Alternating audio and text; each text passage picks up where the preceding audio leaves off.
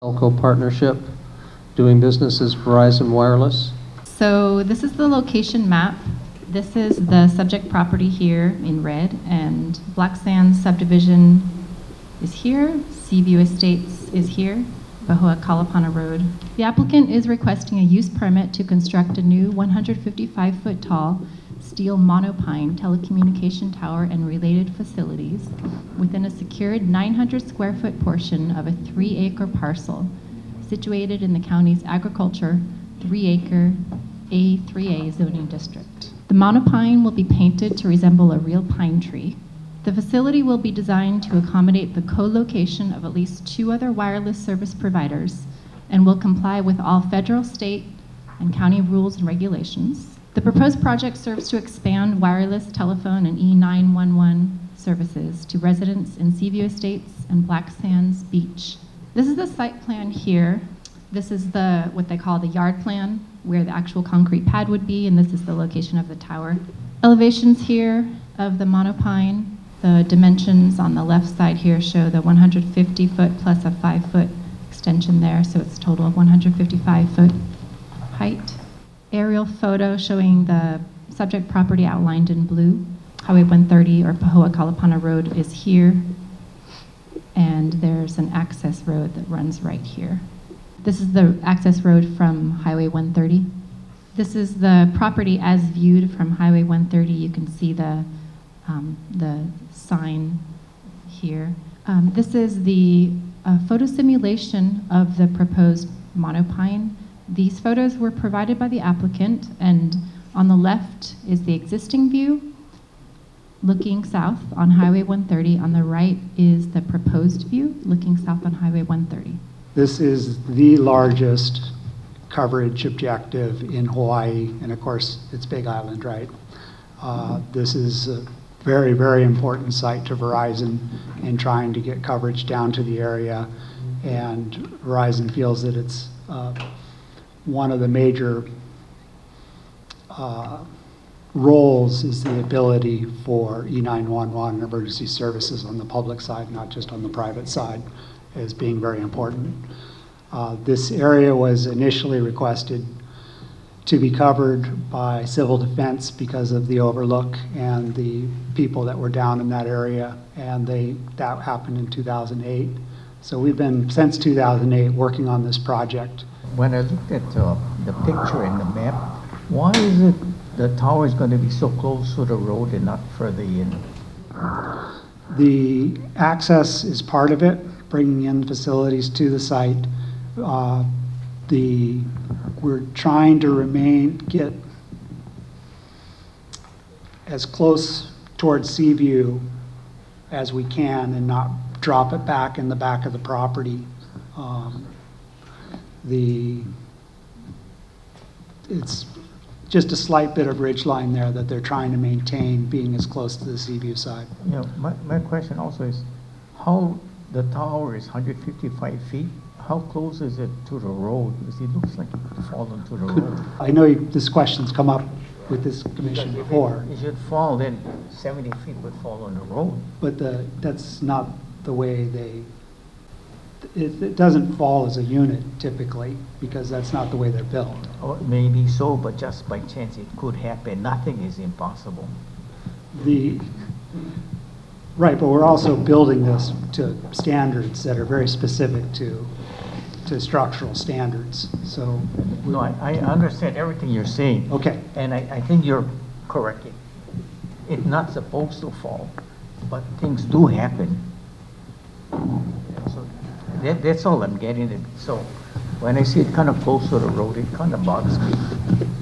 It's a safety issue, not only, I think it's for the people that live there. I think if I lived there, I would be concerned about it. Is there a problem, pushing it back? Because you're on your, is there a problem of 100 feet or so? Does that make a big difference to your coverage? there is a concern about moving it back on the property. How far, I don't know. Right. But the location was at the request of the owner as well, to Right. not put it at the back of the property or No, I'm not towards the saying back. at the back, Yeah, I but understand, yeah. but they wanted it forward as well. So At this point, our agreement is for this location, so Right. we would need to go back and make sure that they would also agree to that. So even moving it 20 feet, 50 feet makes a huge difference in the coverage area of what the two subdivision areas are, what homes could include. Yeah, I think it's not on big requests. Like I said, you guys on the Lower East Rift Zone, and Lower East Rift Zone, if Opihika Road gets shut D, now you only got one way in, one way out. It's through this Highway 130. Nothing is, you know, impossible. So is the request to move it back, how far from the road? At least it wouldn't fall on the road. Okay. We're talking, you already Hit back. that white line. My name is Dwight Stevens. Cellular service in the proposed location is a very needed and desired service. Kupono Group, an association of over 450 residents from Kalapana to Kapoho, rated obtaining cellular service as one of the most important priorities in surveys conducted by the association. For emergency, civil defense, evacuation, road closure, police reports, drowning rescue, and roadside assistance. Over 1,000 people in the recent Hawaii lava evacuation disaster area have no cellular service, limited internet, and no access to texting and email, and no access to notices from civil defense, USGS, police department, and emergency reports. Personally, I have experienced the fear and drama of losing cellular communication at most critical times. During earthquakes, road closures, lava eruptions, and being unable to give police and civil defense emergency announcements, including evacuation notices, and not able to communicate with loved ones to inform them of my safety. Recently, my car broke down, and I had to walk 1.5 miles in the rain to a cell coverage area to call for help. What if I was a single mother with young children? Drag them 1.5 miles in the rain, or leave them alone and vulnerable in the car? And we are all too aware of the incidents of vandalism to vehicles stranded on the side of the road. In the 23 years I have lived in the Kalapana area, there have been 5 drownings that I know of at Kahana Beach.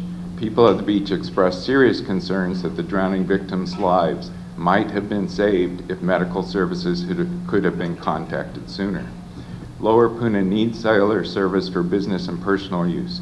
Approving cellular service will provide powerful economic support to a low-income area with hundreds of vacation rental homes and rooms, independent contractors, and small businesses.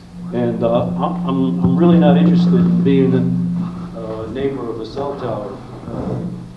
Dwight has given permission for Cellco Verizon to build this thing, and he doesn't seem like he has much regard for us as his neighbor. In regards to what Mr. Ronaldo said, if we move that tower further back, if any place else on that lot, we'll bring it closer to our house. So, I mean, there are so many other places that this tower could be put. I realize the need for it. We want it. We ourselves would like to have it. But I don't want to live next to this thing. Every day I'm sitting on my house, I'm going to have to look at this thing. Now, this is at 400 feet elevation. And why build this tower at 400 feet elevation when you could build it at 800 foot elevation, or maybe even 1,000 foot elevation, further Mauka up the hill and away from anybody's residence? There are hundreds of acres up there where you could put this thing. I believe Verizon has tried higher up the hill to build this, but I don't know what the problem is with that. But there's so much state land there. My understanding was that the state, DLNR, didn't reject us because there is actually an application process for the lease, but we were discouraged because they didn't know what was going to go there and they didn't want to limit future development plans for the state. So we were strongly discouraged not to seek a lease over there.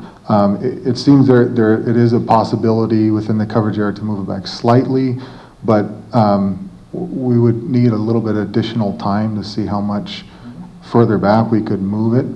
So if perhaps the chair would indulge us, maybe giving us a little bit extra time to review that.